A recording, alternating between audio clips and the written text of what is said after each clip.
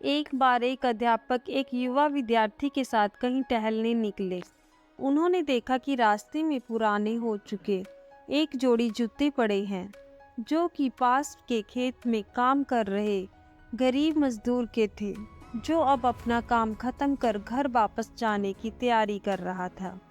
विद्यार्थी को मजाक सूझा। उसने अध्यापक से कहा, गुरुजी, क्यों न हम ये जूते कहीं छिपा कर झाड़ियों के पीछे छिप जाएं। जब वो मजदूर इन्हें यहाँ नहीं पाकर घबराएगा तो बड़ा मजा आएगा। अध्यापक गंभीरता से बोले, किसी गरीब के साथ इस तरह का मजाक करना ठीक नहीं है। क्यों ना हम इन जूतों में कुछ सिक्के डाल दें और छिप कर देखें कि इसका मजदूर पर क्या प्रभाव पड़ता है।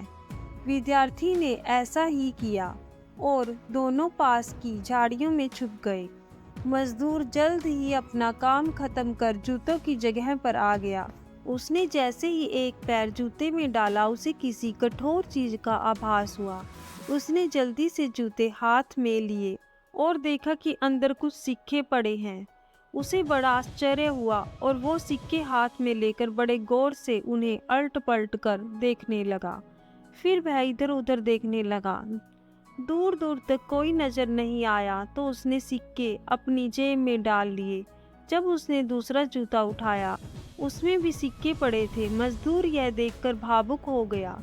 उसकी आंखों में आंसू आ गए।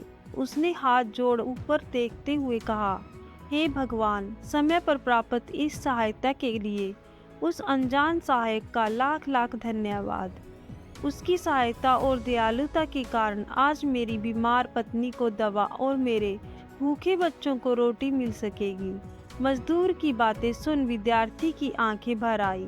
अध्यापक ने शिष्य से कहा, क्या तुम्हारी मजाक वाली बात की अपेक्षा जूते में सिक्का डालने से तुम्हें कम खुशी मिली?